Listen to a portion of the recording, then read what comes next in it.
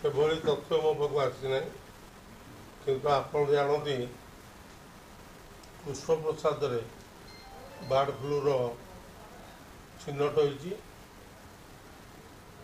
ପୁରୀରେ ମଧ୍ୟ କାଉ ମରିବାର ବି ଖବର ଆସିଛି। ତେଣୁ याकू निराकार କରିବା ପାଇଁ ଆଜି एक्सपर्ट टीम कृष्णप्रसाद जाइछन्ती। कृष्णप्रसाद पेरीफेरी एरिया रे जेते बार्ड अच्छी जेहेतु पॉजिटिव मिली ताकू पोड़ा जाई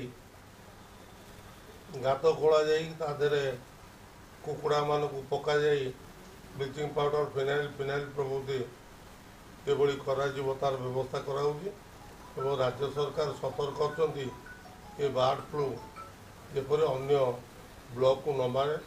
तथापि कृष्णप्रसाद पेरीफेरी ब्लॉक धरतु कणास है,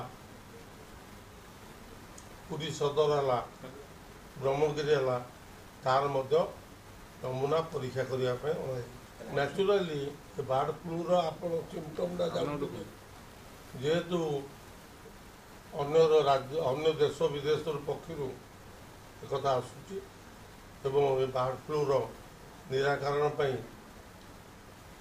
सरकार व्यवस्था कर बार्ड फ्लू अन्य ब्लॉक को न माड़ू विविध पदक्षेप